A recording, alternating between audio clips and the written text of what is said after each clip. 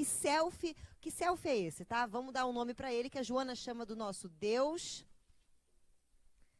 interior. Ou seja, a moral que rege o nosso Deus interior é muito diferente da moral que nós temos como uma regra de boa conduta. Isso foi, gente? Por isso que o selfie parece amoral. Deu para entender? Quê? Na verdade, quem é amoral é a gente, que é imbecil, entendeu? Que a gente é meio retardado. E a gente fica criando, a gente é tão meio retardado, que a gente fica julgando as coisas como isso pode, isso não pode, isso deve, isso não deve. E fica cheio de sombra. E aí a nossa moral fica uma moral esquizoide. E aí, quando Deus, que é o ser de moral, de amor, compreensão, olha pra gente achando que a gente está pensando que as coisas que a gente criou na nossa cabeça é a coisa certa, ele olha pra nossa moral e fala assim, vou destruir. Por quê? Porque nenhuma árvore... O que Jesus falou? Que nenhuma árvore, nenhuma planta que meu pai não plantou ficará em pé. Ou seja, se você cria um conceito de ética e moral que não está dentro do conceito de ética e moral do selfie, o que Deus vai fazer com você? Pof. Exatamente, gostei disso. Ele vai dar um peteleco na sua consciência, né? Ele vai fazer você repensar. Ele vai fazer você ressignificar. Ele vai fazer você botar a sua cabeça para pensar. Foi, gente? Traduzindo, dentro de você existe um Deus interior que tem uma moral diferente da sua. Por quê? Porque você criou uma moral, a sua moral que você cria é baseada no seu ego. E essa moral que o ego cria, ela é baseada em algumas coisas que a gente vai pensar aqui. Ela é baseada em quê? Ela é baseada na educação que você recebeu. E muitas vezes a educação que você recebeu é uma educação esquisita, é uma educação estranha. Por quê? Porque sim. Vou explicar. Sabe aquela fala da sua mãe? Eu não sei vocês, mas quando eu era pequena, eu ouvi umas coisas da minha mãe assim, Cristiane, sai daí. Se eu não saísse, eu ouvia assim, se você não sair daí, eu vou tirar a sua vida. E eu saía, entendeu? Porque era assim, do tipo, Cristiane, não toca aí.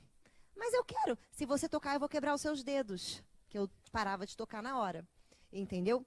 Aliás, tem uma educação, eu tenho uma história, gente, que é uma história da minha educação que foi traumática, que fez com que eu e meu irmão, durante muito tempo, achássemos que minha mãe era tipo Deus. Tipo Deus. O que era se fez? A gente brincava numa escolinha, tinha uma escolinha, e na frente da escolinha tinha um parquinho.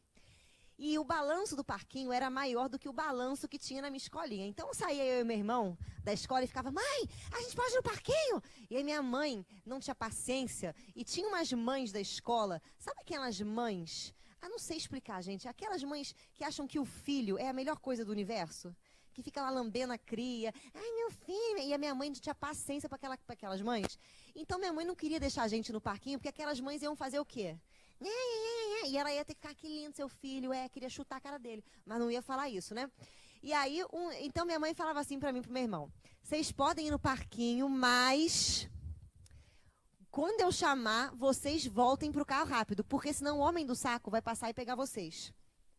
Cara, eis um dia que nós estávamos no parquinho, balançando, feliz da vida. Daqui a pouco eu avisto um senhor. O senhor tinha um saco. O senhor moribundo, com aquele saco de batata cheio, andando. A hora que eu vi aquele negócio, eu pulei literalmente, eu pulei do balanço no ar, saí correndo. Meu irmão estava no gira-gira, igual aquela criança com a cabeça para fora, vomitando, sabe? Já assim, girando, e a criança dentro, correndo no gira-gira. Eu gritei assim, Marcelo, o homem do saco. Eu enfiei a mão no gira-gira, peguei uma criança, por sorte era ele, eu arranquei a ele do gira-gira, com a força que Deus não sabe de onde é que eu tirei. Ele saiu, toquei a Cristiane, eu virei a cabeça dele, o homem do saco, e o Senhor passando.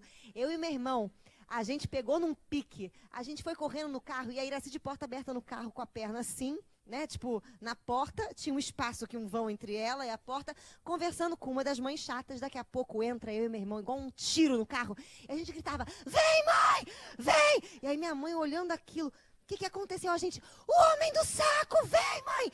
E aí a minha mãe, para não perder a moral, chegou para a mulher e falou, dá licença, o homem do saco, entrou no carro e foi embora. E aí, vocês não têm noção do que foi aquilo. Por quê? Porque a gente...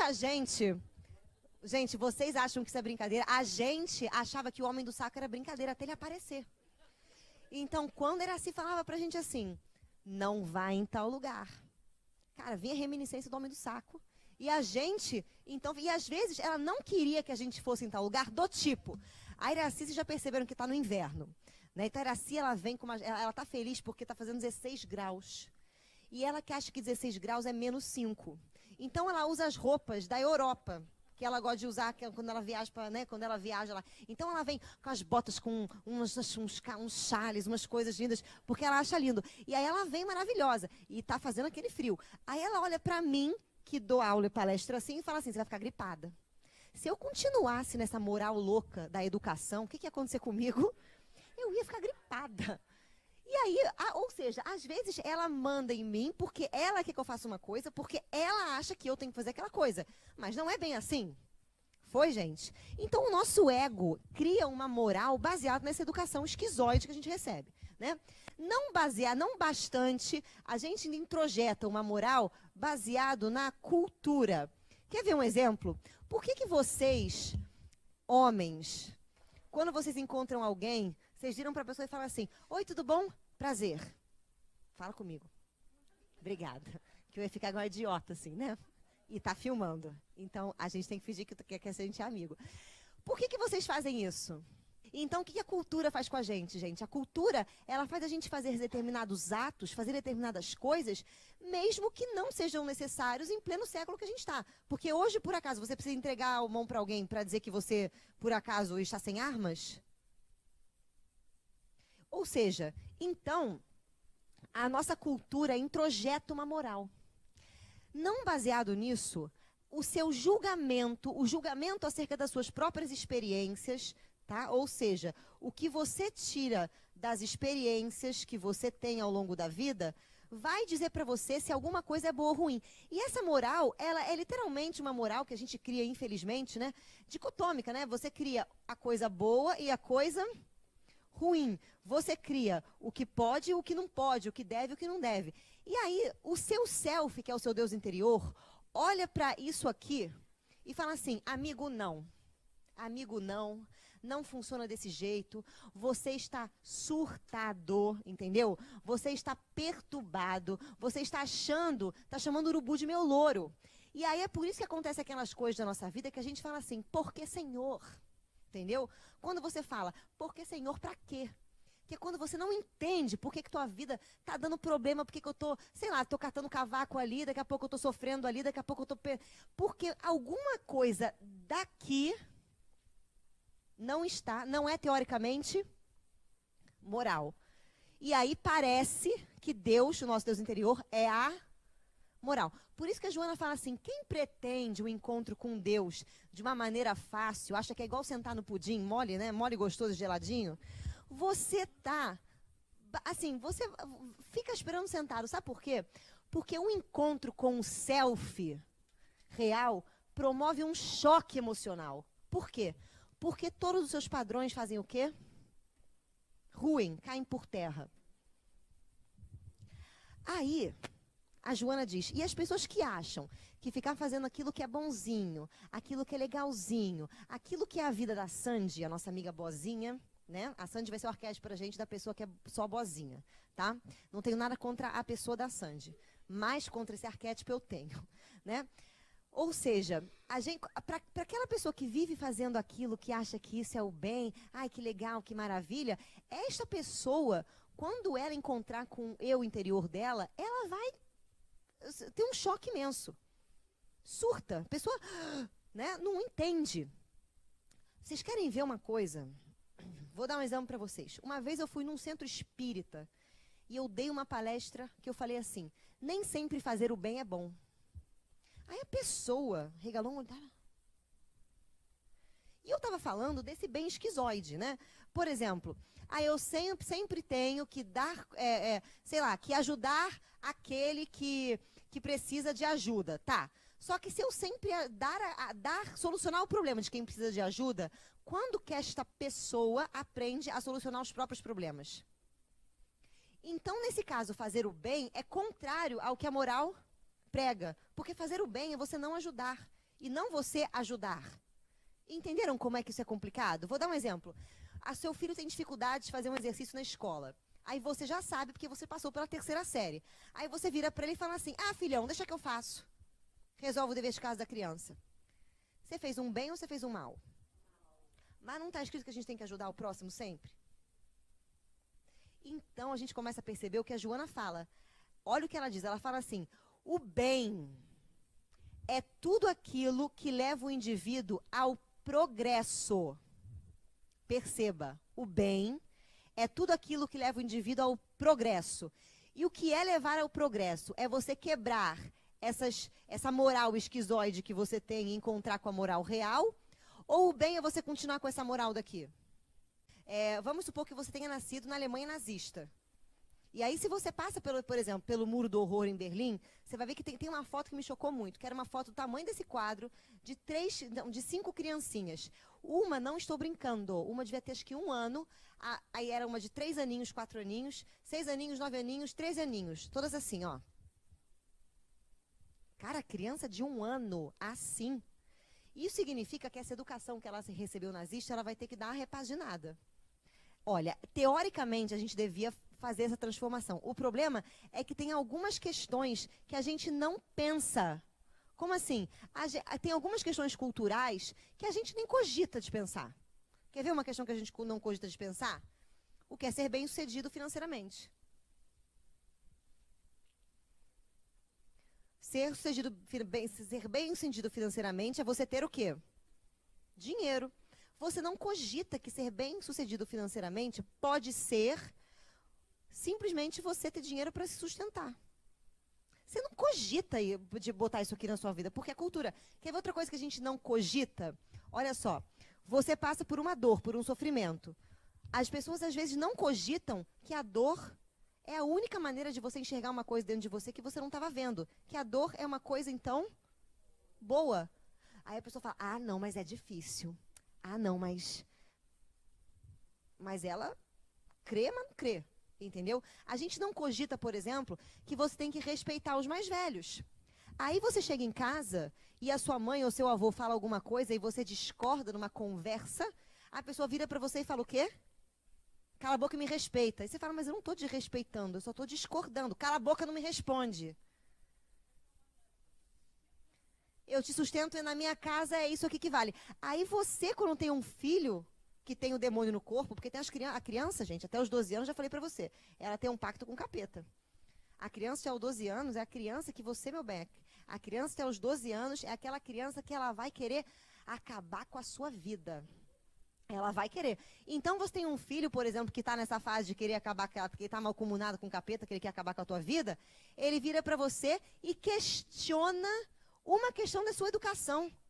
Aí você não tem o que dizer, você vira para ele e fala o quê? Cala a boca que eu pago tuas contas e aqui dentro da minha casa é minha lei. Você repete o que o teu pai falou. Você sabe que uma vez eu ouvi uma pessoa que ela me falou um negócio que me deu tanto medo, que eu falei, gente, eu acho que eu vou fazer de tudo na vida para não ser assim. Olha o que ela falou. Ela falou assim, Cristiane, ela assistiu uma palestra minha e virou e falou assim, Cristiane, você está falando tudo isso agora, mas quando você tiver seus filhos, você vai fazer exatamente o que sua mãe fazia com você. Porque eu tenho uma filha que reclamava de mim e das coisas que eu fazia, e hoje ela faz a mesma coisa com a filha dela. Aí eu olhei para ela e falei assim, a sua filha tem problemas. Aí a mulher ficou me olhando assim, eu falei assim, e se ela tem problemas, não acha que eu vou ser igual sua filha problemática, pelo amor de Deus. Aí a mulher ficou sem falar comigo durante um tempo, porque ela não gostou do que ela ouviu. Gente, pelo amor de Deus, né? Ela acha que é normal ficar repetindo o que o pai faz. Ou seja, ela tá num grau de obsessão muito grande, porque isso aqui é um dos fatores de obsessão. E é exatamente mudar essa referência que é uma referência que é imposta, que vai fazer com que eu ganhe eu, que é o processo de individuação. É você se tornar único. Foi, gente? Por isso que é difícil, porque tem certas coisas que são tão automáticas e a gente nem pensa, que a gente realmente não para pensar, não para ver. Aliás, tem algumas coisas que visualizar é doloroso. Tem algumas coisas que você tomar contato. Vou dar um exemplo para você. Você viu um pai carrasco a vida inteira, no final da vida teu pai está lá, acamado no hospital, morrendo de uma doença. Ele vira santo. Gente, todo mundo que morre vira santo, já perceberam? Todo mundo que morre vira santo. Assim, e a gente acha que a pessoa, ai, fulano foi tão bom. Não, fulano não foi bom. Fulano tem, mas a morte pra gente é outra coisa. A morte pra gente tá no bom ou tá no ruim? Tá no ruim, aí ninguém morre nem pras coisas do pensamento. Foi, gente? Isso aqui é muito importante que esteja fixado na nossa cabeça. Porque quando você começa a fazer uma terapia, por exemplo, né, por que a terapia, eu falo que a terapia é do mal? Porque quando você traz um conteúdo para terapia, e o terapeuta é bom, e o terapeuta, na verdade, não está fazendo uma contra-transferência, ou o terapeuta não tá ali só para ganhar dinheiro, o terapeuta é bom, o terapeuta vai cutucar você nos pontos que não são legais. Ele vai fazer você fazer assim, ó, pensa. E aí você vai sair do consultório com raiva do terapeuta. Uma vez eu tive uma paciente que ela chegou pra mim, ela entrava chorando, né? Aí, eu juro pra você, essa vez pra mim foi bizarra. Eu fui chamar ela na sala de espera, ela entrou assim, ó. Eu falei, o que aconteceu? Ela, não, é que eu já tô chorando porque eu sei que eu já vou chorar. Aí eu falei, mas eu sou tão ruim assim? Ela, não, mas é que se eu não chorar, eu tenho certeza que não fez efeito. Aí eu fiquei pensando que tipo de pessoa, que tipo de monstro que não era para ela, né? Mas é essa história mesmo. Era a única que cutuca onde ninguém quer tocar. Porque os seus amigos pra gente, amigos, o nosso conceito de amigos, desculpa, cultural, são amigos que cutucam ou não cutucam? Que não cutucam. Aí você tem um monte no Facebook, né? Mas quando o amigo chega para você e dá uma cutucada, a gente se afasta e fala, ai, fulano me decepcionou. O que é esse processo de individuação? É você se tornar cada vez mais único. Isso não significa que você tem que pintar o cabelo de uma cor única, entendeu? Usar uma roupa única, com combinações únicas, ter pensamentos únicos. Isso significa que você tem que simplesmente conscientizar. O que é conscientizar? Conscientizar é isso aqui. Você aprendeu que comer de garfo e faca é uma coisa da etiqueta, é uma coisa de gente educada. Mas você gosta de comer pizza com a mão. Aí você está num restaurante, tá? Num Fiametta da vida, que é um restaurante, né, onde as pessoas vão de chinelo e bermuda, né? Não, né? Você está lá, aí você pega a pizza do Fiametta, pega um guardanapo, começa a comer com a mão, a outra pessoa vira para você e fala o quê? Nossa, aqui não. Aí você, tomado por uma questão de aqui não, larga de comer sua pizza do jeito que você quer, uma coisa tosca, porque comer pizza com a mão vai dizer quem você é? Não. Ou seja, você para de fazer uma coisa que você gosta, que faz bem para você, porque você nunca parou para pensar se comer pizza com a mão é um problema. Vocês estão entendendo? É um exemplo tosco que eu estou dando. Lógico que você não vai na festa de um casamento de sunga, né? De biquíni, porque você agora quer revolucionar, sou único. Entendeu? Não. Isso aí é rebeldice, é outra coisa, né? Você pode seguir certos padrões culturais, mas você tem que pensar sobre esses padrões culturais. O que é pensar sobre esses padrões culturais? Vou dar um exemplo para vocês. Por que é que as festas de casamento são tão caras? Quando você vai para um casamento, você se arruma, você não vai casar. Você é só a convidada que a noiva nem vai saber, porque ela nem vai te ver. Nem o noivo. Só em algum momento da festa, porque ela vai estar doidona, curtindo com o noivo, né? Não vai. Mas você vai arrumada para o casamento. Você se arruma. Nós, mulheres, a gente perde, né, o dia no salão, fazendo um cabelo que você não sabe nem o que tem na sua cabeça, entendeu? Você sai de lá, parece a Carmen Miranda. Você bota aquele vestido que brilha, parece aquele globo que roda, entendeu? Você vai lindo para o casamento. E você já se perguntou por que é que a cultura casa as pessoas desse jeito? As pessoas, quando resolvem informar para a família, eu não quero casar, quase morrem. Elas passam um tempo, ai, quero, não quero, fica lá naquela louca. A mulher que não quer ter filho, Gente, quando a mulher casa, qual é a primeira coisa que te acontece? Um enxame de pessoas chatas brotam em torno de você e ficam assim, quando é que é o bebê? Quando é que você... E se você chegar e falar, não quero beber, não quero beber, não quero.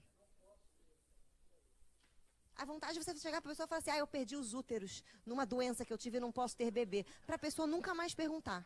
Gente, quanta gente eu percebo que é culpado porque não está dentro da sociedade. Quer ver uma pessoa culpada que não está dentro da sociedade, que eu vejo? Eu conheço uma pessoa que é empreendedor, nato.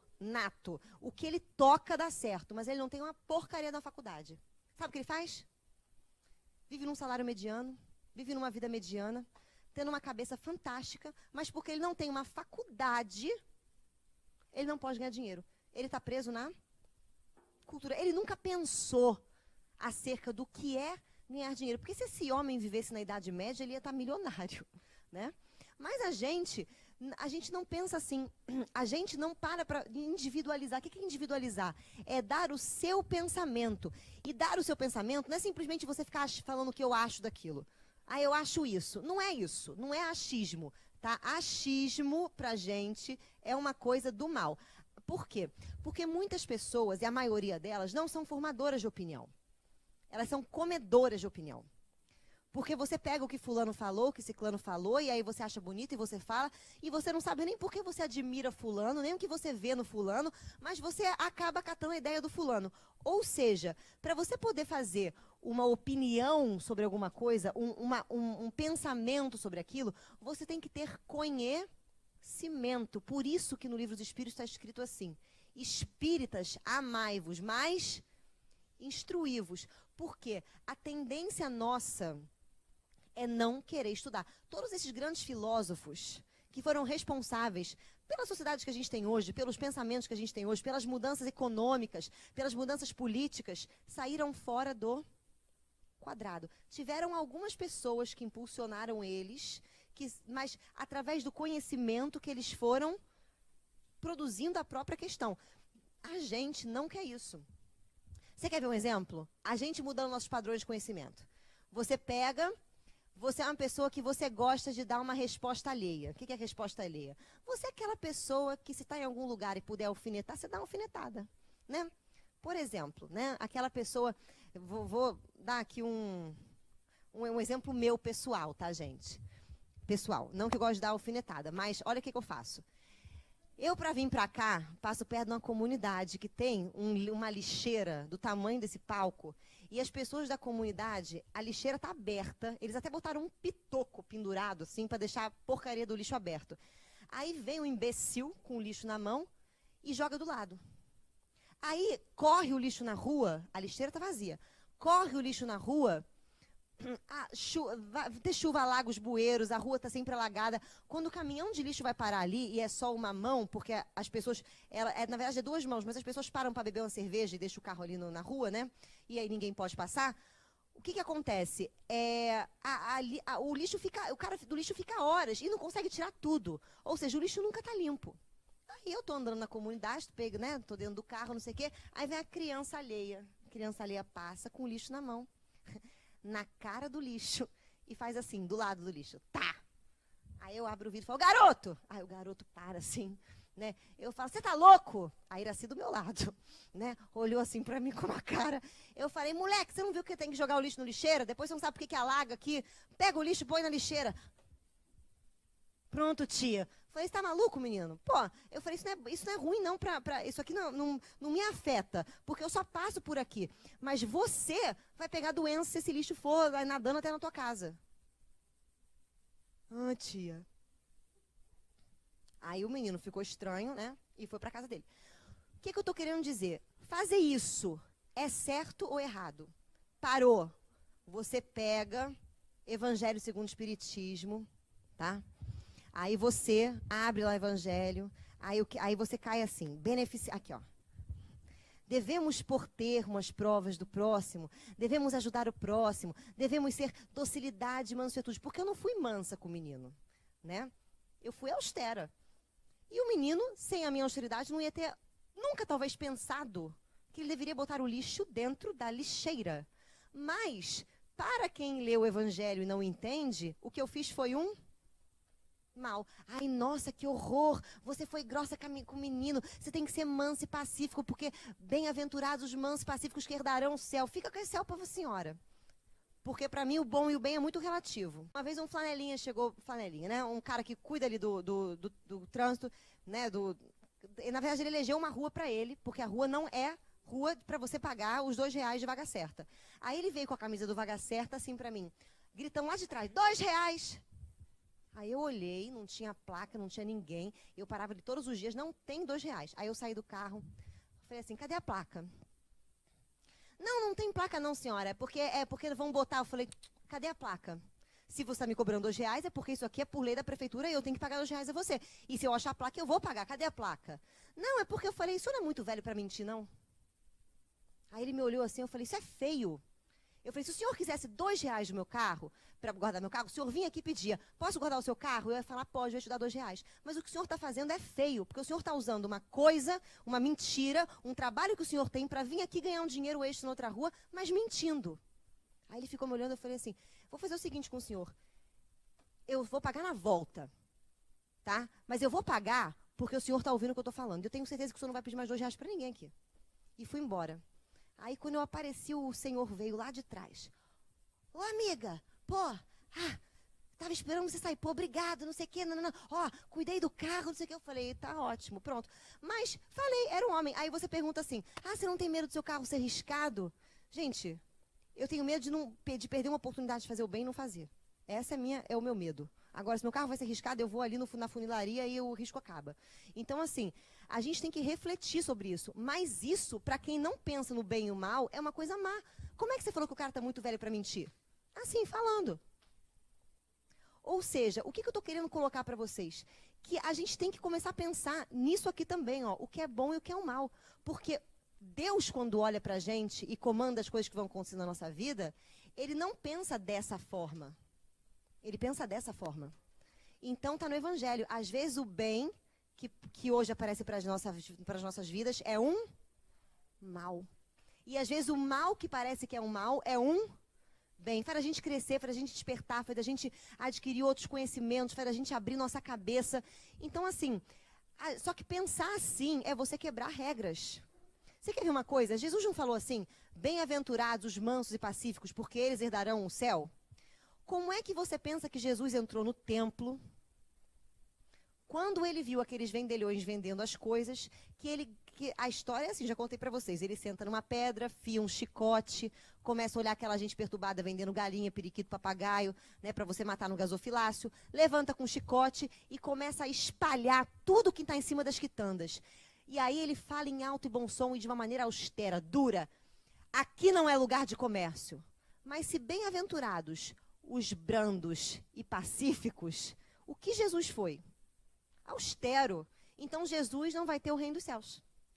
Se eu estou falando que a consciência dele estava branda e pacífica, porque ele sabia da intenção dele, e ele sabia o que era o bem e o que era o mal, e era contrária a essa moral tosca que a gente tem, eu estou falando eu estou começando a interpretar o evangelho de uma maneira muito mais profunda do que simplesmente ser calmo, não alterar o meu tom de voz, falar sempre manso, porque se eu elevar meu tom de voz, eu perco a razão. Jesus perdeu a razão no templo? E falou em alto e bom som. Então, se a gente não pensa sobre essas coisas, a gente não cria... Percebe que esse pensamento único que eu estou colocando para vocês é um movimento filosófico. E é por isso que o espiritismo é filosofia. O que é filosofia? Amor à sabedoria. Você precisa ir se questionar. O nosso livro, primeiro, tem 1019 perguntas. E a gente não faz uma para esses aspectos daqui. A gente não se questiona. E sabe por que a gente não se questiona? Porque a gente tem medo de se questionar, achar alguma coisa que é errada, todo mundo vai dizer pra gente que é errado, e aí tem aquela frase maldita ou fantástica, né? Porque eu não sei qual é das duas que as pessoas falam assim, quando todo mundo está falando que você está errado e você é o único que está falando que está certo, você não enxerga onde você está errado? Aí quando você pensa que no mundo 99% das pessoas não são iluminadas, você olha para elas e fala, sim, continua achando que eu estou certo. E isso foi uma coisa o Divaldo, uma vez o Divaldo chegou para Iraci e falou assim, Iraci, quando você começar a ouvir muita crítica por conta de um trabalho que você está fazendo, vá em frente. porque significa que você está no caminho certo. Porque se você começa a fazer muita coisa e todo mundo começa a gostar, a achar maravilha, pode ter certeza que o caminho está errado. Olha a dica que ele deu, a dica amiga que ele deu para Iraci. Aí você fala, então como assim? Eu tenho que pensar contrário de todo mundo? Não, você tem que pensar. E pensar é questionar, é buscar o que está por trás disso daqui. É transformar a sua moral. É conseguir vir para cá. Você quer ver um exemplo? Uma vez a gente foi fazer uma dinâmica com os evangelizadores. Por quê? Porque estava acontecendo um problema na evangelização de seres bonzinhos, evangelizadores bonzinhos. E esses evangelizadores bonzinhos demais, eles não estavam conseguindo segurar uma turma, as crianças estavam comendo o rodapé da parede, entendeu? Desenhando na cara do evangelizador, e o evangelizador assim, não faz isso, amigo. Irmão, para com isso. E a criança de 3 anos, 4 anos, não sabe o que é não faz isso, irmão, amigo, né? Aí o que começou a acontecer? Começaram a acontecer milhões de pipocas lá dentro, né? Milhões de problemas. Aí me pediram para fazer uma dinâmica, para mostrar para esses evangelizadores o que o bem e o mal era muito relativo, que eles tinham que começar, ou poder usar da austeridade, poder, a criança tá desenhando na parede, dar um grito, que isso? Para a criança parar, entendeu? Não chegar para ele e falar assim, Pedro, aí o Pedro tá assim, ó. Pedro já estava desenhando na parede. Aí a tia fala, Pedro, amiguinho. A criança já fez um Picasso aqui, entendeu?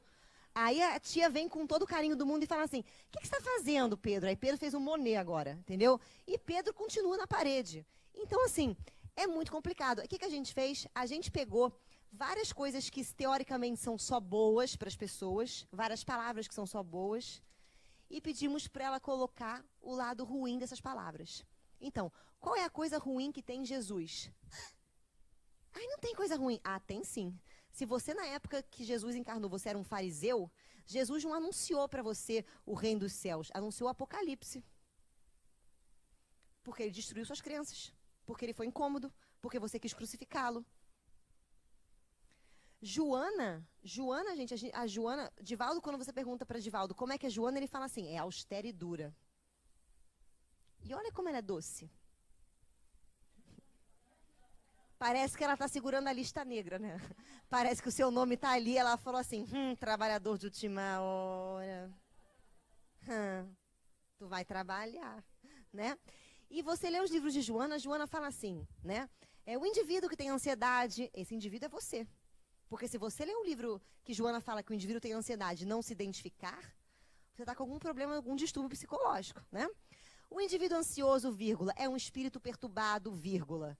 Assim mesmo, ou seja, ela está chamando você de quê? Perturbado. Isso é legal? Mas Joana pode, né? Agora, se a sua mulher vira para você e fala assim, seu perturbado, que a Terceira Guerra Mundial acontece em casa. Então, a gente começa a refletir sobre isso. E o que aconteceu foram que os evangelizadores muito bonzinhos não conseguiram escrever uma santa palavra ao lado das palavras teoricamente boas. Não conseguiam ver o outro lado, não conseguiam transitar. Então, essas pessoas não vão conseguir nunca entender esse aspecto amoral que a gente está falando, que é contrário àquilo que a gente pensa de bom e de ruim. Porque quando você pega o evangelho e você lê de uma maneira simplista, você lê assim, né? Eu tenho que ser misericordioso com o outro. O que é ser misericordioso? É passar a mão na cabeça? A outra face, uma pessoa virou e falou assim, não, quando Jesus, né, falou da outra face, ele realmente quis que você desse a outra face. Aí você não pode revidar. O que é revidar, gente? Revidar é uma coisa, responder é outra bem diferente. O que é revidar? É quando o outro te fala algum negócio que te ofende, e porque você está ofendido e magoadinho, você vai lá e ofende, paga na mesma moeda. O que é responder? É quando você está recebendo uma injúria, recebendo alguma coisa, você não está ofendido porque você tem autoconhecimento, você sabe sobre você. Mas você responde, manda a pessoa parar. E isso é da outra face. E não fala assim, pode xingar, xinga que eu estou gostando. É bem diferente uma coisa da outra. Mas o entendimento que a gente tem é o entendimento raso. E aí a fé não fica raciocinada. A fé fica como? Bitolada. Quem em sã consciência, quando você, o que é conscientizar, gente? A Joana chama o processo de ganhar consciência de um parto transcendental. Mulheres, parto dói? Ganhar consciência dói. Sabe por quê? Imagina você, você tem 45 anos, tá? Uma idade boa, né? Uma idade já caminhada. Um dia, você com suas convicções e seus 45 anos, descobre que tudo que você pensou está errado, equivocado, e que você tem que relativizar tudo isso. Você vai sentir o quê? Alternativa A, júbilo celeste. Alternativa B, uma depressão desgraçada, uma vontade de morrer e falar assim, deixa eu começar de novo. Porque, né, carregar essa culpa para mais 45 anos é um pouco complicado. Ou seja, a gente luta contra processos terapêuticos. A gente luta contra ver os dois lados das coisas. As pessoas, às vezes, não querem ver os dois lados das coisas. Não querem. E se você não quer ver, você não vai ver. E se você não enxergar, você não vai entender. Então, a gente vai ficar sempre aqui e não vai fazer individuação. Aí, quem não faz o processo de individuação, a Joana chama dos indivíduos que estão ainda coligados no inconsciente coletivo. O que é o inconsciente coletivo? É uma corrente que, quando passa, vai levando tudo e todo mundo. Por exemplo, uma corrente marítima, certo? Um rio com uma correnteza. A correnteza tem só um lado e ela vai levando tudo nessa mesma direção. A diferença de você ser um peixe na correnteza lúcido e um peixe na correnteza tosco, né, não iluminado, o peixe da correnteza não iluminado, às vezes ele vai querer brigar contra a correnteza, ele não vai entender, ou ele vai ir porque todo mundo está indo. Mas o peixe iluminado vai compreender que existe uma correnteza, vai compreender para que aquilo serve na vida dele, e conscientemente ele vai seguir o fluxo. Porque ele quer, porque ele pensou acerca desse fluxo, porque ele chegou na conclusão. E não porque falaram, ou porque ele viu, ou porque a maioria acha que é assim, ou porque na minha crença religiosa acham que fazer isso é certo e que fazer isso é errado. Gente, se você for parar para pensar, Jesus, ele era judeu, certo? E Jesus foi condenado por quê? Porque ele foi considerado o quê? Herege. Ele teve vários crimes políticos que ele cometeu. Ele foi contra a religião dos fariseus. Ele foi contra a maioria. Mas a gente tem medo de pensar, mas se a maioria pensa assim, alguma coisa está certa. Alguma coisa, entenda que é alguma coisa. Né? E se é alguma coisa, eu acho essa alguma coisa, e aquelas coisas que não estão, eu ressignifico. E é por isso que a Joana começa a falar assim, se você quiser iniciar o seu processo de autoconhecimento, comece a mudar crenças e valores. O que é mudar crenças e valores? O valor que você atribui a certas coisas, a certas crenças da educação, da cultura, das experiências, né? As próprias crenças, os próprios conceitos. E se você não estudar, como é que você vai adquirir informação diferente daquilo que você acha que sabe? Foi, gente? Por isso que não é uma coisa... Por isso que você vê que esses grandes pessoas que se descobriram... Chico, por exemplo. Chico, que foi um cara que adquiriu consciência, certo? Mas ele fez só até a 4ª série. Mas nas outras vidas, ele foi fariseu, rainha, pessoa estudiosa. Ele tinha conteúdo. Você percebe que uma pessoa, ela pode não ter estudo, mas ela tem a alma engrandecida, como era no caso de Chico, porque Chico mesmo assim pensava. Chico era um espírita em Pedro Leopoldo de Católicos. Um espírita em Pedro Leopoldo de Católicos. Todo mundo era católico. E Chico, não. Eu conheço um... Olha só que bizarro. Uma vez eu conheci um espírita, que graças a Deus, né, ele era aqui da casa. O sonho dele era ser instrutor. Eu dei graças a Deus quando ele foi embora da casa e não deu para ele fazer esse papel. Por quê? Porque ele tinha lido, já que bom, né, gente? A gente se salvou da criatura muito doida. Ele tinha lido já todos os livros espíritas que você pode imaginar. Eu falava assim para ele, sabe aquele livro, ele sei, não sei o que tal. Ele sabia aonde que estava escrito. Mas ele vinha, em algum momento, sempre que tinha uma conversa espírita rolando em algum lugar, ele vinha do nada. Sabe o que é do nada? Sabe aquela criança que você está conversando com ela do nada, ela fala assim, tia, eu machuquei o meu umbigo, do nada. Aquelas coisas que você... ele fazia exatamente isso. A gente estava conversando sobre os docinhos de uma festa que a gente foi, beneficente do Seja. Ele virou no meio da conversa e falou assim, não, porque eu na vida passada fui um inquisitor espanhol. Aí eu até falei, gente, em que dimensão que esse homem está conversando, né? Porque nessa dimensão a conversa não é sobre isso, né? E ele começou, não, porque eu descobri que eu fui um inquisitor espanhol, porque na outra vida eu matei muita gente, eu queimava assim, queimava assado, foi na Espanha em tal época, eu já descobri porque um médium não sei quem me falou e eu tive um sonho assim, assim, assado, então por isso que nessa vida eu sou espírita. Aí todo mundo ficou quieto. E aí uma mulher virou e falou assim, nossa, que bom que você está remindo, né? Aí eu, a pessoa que não tem filtro, cheguei para ele e falei assim, mas você contar isso com orgulho, você não tem vergonha? Eu teria vergonha de contar isso para as pessoas. Aí eu achei a ficha dele caiu. Ele, não, é porque eu não tenho vergonha, porque eu tenho uma humildade em falar isso, para me expor, para... Eu falei, isso não é humildade, não, filho. Você quer que a gente bata a palma e ache você maravilhoso, porque não tem o menor sentido o que você está falando. Ele, não, porque nessa vida eu já sou bem melhor do que eu era. Eu falei, não é não. E aí ele começou a ficar bravo. Ele falou assim, não, mas você está falando isso porque você não sabe que você foi na outra vida. Você deve ter sido uma das pessoas que eu queimei. Eu falei, com certeza. Com certeza. Sabe, aí ele ficou naquela coisa, porque tinha que fazer. Aí assim, aí você começa a perceber que a pessoa, né, que é espírita, que precisa ficar contando seus podres do passado, né, a pessoa que não está bem resolvida nem com o espiritismo, nem com o podre do passado dela, né? Ou seja, e precisa estar ali falando e ele só sabia conteúdos, porque se ele soubesse que isso realmente foi, ele teria contado alguma coisa edificante que aconteceu depois de ele ter descoberto aquilo, né?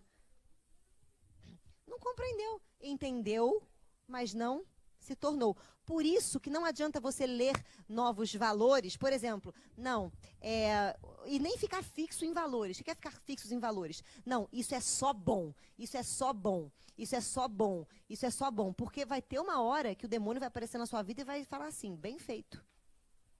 Isso também é ruim. Então, eu preciso pensar, e pensar é ter esse pensamento flexível que consegue ver os dois lados, que consegue compreender as coisas.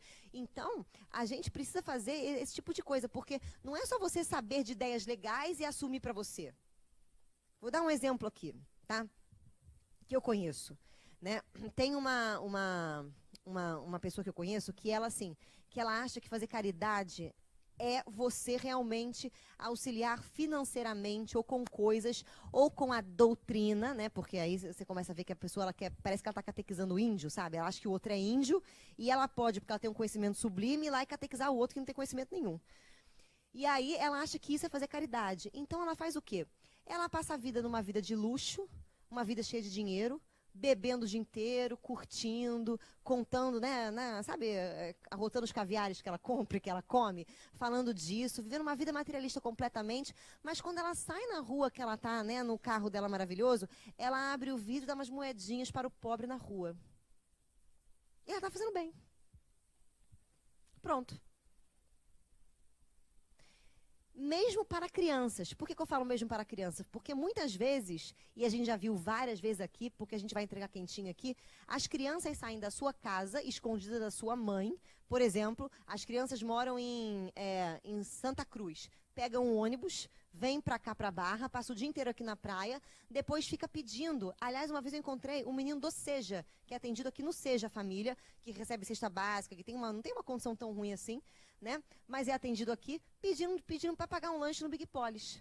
Quando ele me viu, ele ficou roxo. Aí eu falei, o que você está fazendo aqui? Aí ele falou assim, não, eu estou na praia. Eu falei, não, você estava na praia, agora você está aqui pedindo dinheiro para a moça. Eu falei assim, cadê sua mãe? Sua mãe sabe que você está aqui? A mãe não sabia que o garoto estava lá. Mas se fosse essa senhora da picape, o que ela teria feito? Teria dado. E isso para ele seria horrível, porque ia reforçar um comportamento dele. Não é uma lei. Vai depender da pessoa. Em algum momento você tem que dar, sim. Você tem que alimentar quem tem fome, porque quem tem fome tem fome. Mas, em algum momento, você tem que educar. Você tem que chamar a consciência. Então, o que é fazer... que tipo de caridade é essa esquizoide que só tem um lado? E a gente tem que pensar. Agora, o espírita, que tem como uma das metas, a caridade como salvação, tem uma dificuldade imensa de pensar nisso. Imensa. Dá conflito, porque a gente fica assim, mas será que eu não vou estar sendo bom? Aí vem na sua cabeça Chico, aí vem na sua cabeça não sei quem, aí vem na sua cabeça... Mas cada um deles que deu e quando deu, vou dar um exemplo aqui para vocês.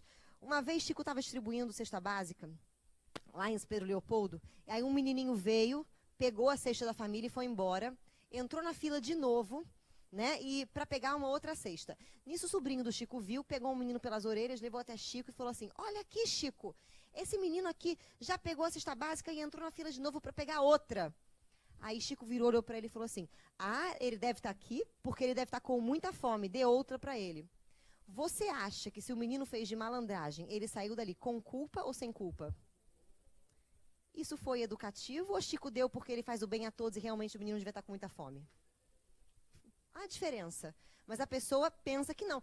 Não, é porque Chico realmente tem pena, sabe que necessita. Às vezes não. E se fosse uma necessidade, foi educativo. Então, entenda que tudo é muito relativo. Mas não era para todo mundo. Gente, não tem uma regra fixa. E envolve milhões de circunstâncias. E o que vale, em verdade, em tudo aquilo que você pensa e que você faz, é a sua intenção. E intenção não é você saber só o que você quis fazer, é você ter consciência da sua intenção.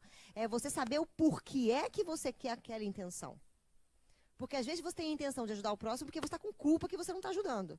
Aí a sua intenção parece que é ajudar o próximo. Mas quando você sabe o que é realmente ajudar o próximo e a sua intenção é de ajuda ao próximo real, é isso aí. Você pode fazer ou não fazer, vai depender do que você achar. Mas é a sua intenção que vai... Porque, na verdade, quem é que vai prestar conta da sua própria consciência? Você. Então, você tem que saber da sua intenção. Entendeu porque o livre-arbítrio é uma das regras que Deus coloca na nossa vida? Porque tudo é muito relativo. Foi, gente? Isso não dá segurança, né? Isso dá um desespero, mas... Eu vou terminar aqui a aula com Dostoiévski, o grande inquisitor, no mito do grande inquisitor. Quando Jesus volta, o grande inquisitor o persegue e quando ele encontra Cristo, ele vira e diz assim, eu vim matar o Senhor, porque o Senhor está oferecendo para essas pessoas liberdade.